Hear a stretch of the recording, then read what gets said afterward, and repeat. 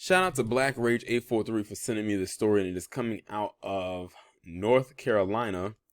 And what you see in this picture is 6 out of 21 people that was involved in a huge drug ring operating in North Carolina on college campuses. And I think they said Duke and UNC were the schools in which this drug ring occurred at. Now, mind you, Duke and UNC are PWIs, and Duke has this reputation of being one of those elite schools.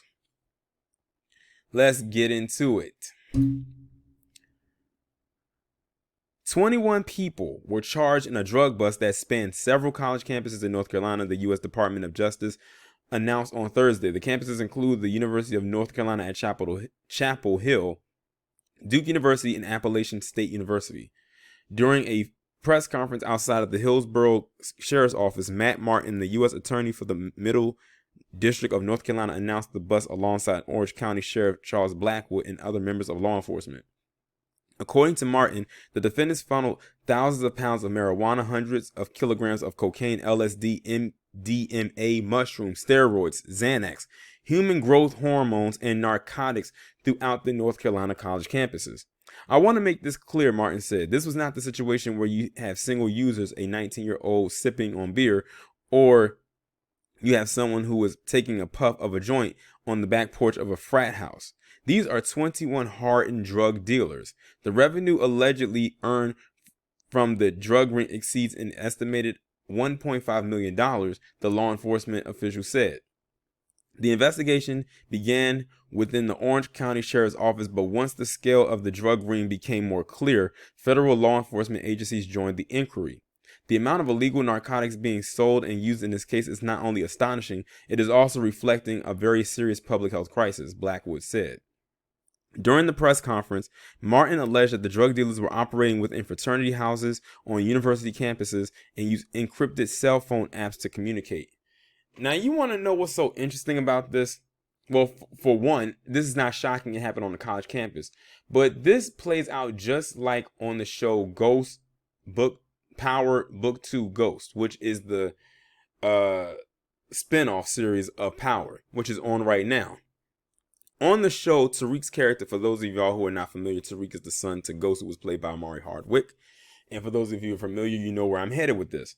Where he basically is going to this school in New York, a very nice school, where he and his friend created this app in order to distribute drugs to people on the college campus. And they use coded language, and they basically disguise the app as a tutoring app.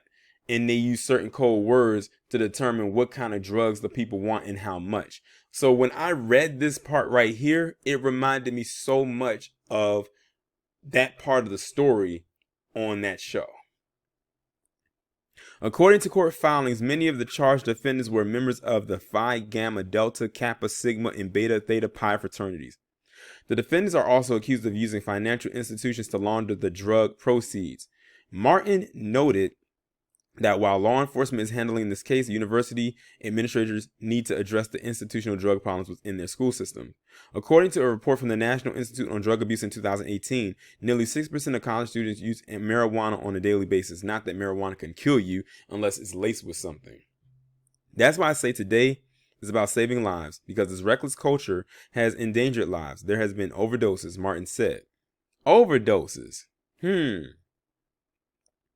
bright eyes of a promising set of students have turned into the sullen eyes of drug dealers, of people who are addicted, people who are struggling, people who are washing out of classes because of drug use. That has to change. The chancellor of the University of North Carolina at Chapel Hill, Kevin Gukowicz, I probably butchered his name, released a statement after the press conference saying the university will work with law enforcement on the case moving forward. We are extremely disappointed to learn of these alleged actions on our campuses, he wrote. The university is committed to working with law enforcement to fully understand the involvement of any university, individuals, or organizations so that disciplinary action can be taken. Although none of the individuals named today are currently enrolled students, we will remain vigilant and continue to work with our law enforcement partners to identify and address any illegal drug use on our campus. So these individuals do not even go to the schools in which they are distributing these drugs. Here I am thinking that some of them were there, but basically they have a plug there. They have somebody there who is a plug who is doing this.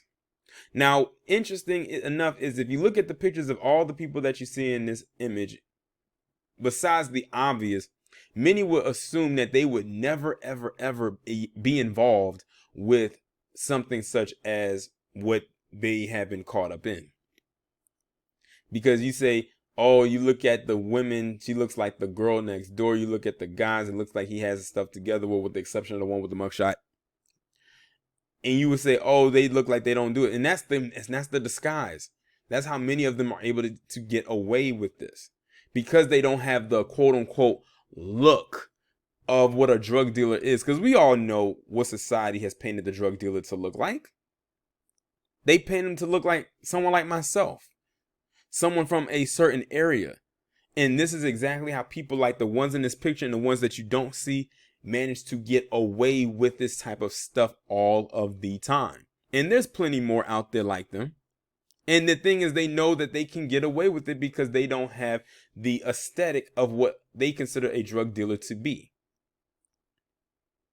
That's why they're probably so mad and disappointed, because they were probably expected more if they were black. I'm just being honest.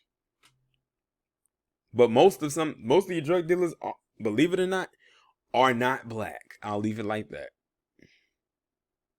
But because of the media and how these movies are portrayed and these television shows are, when it comes to black people and their imagery, that is why they put out there this image that black people are the biggest drug dealers, when that's definitely not the case.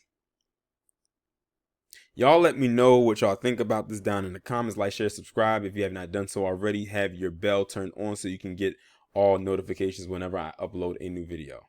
And I'll talk to you in the next one.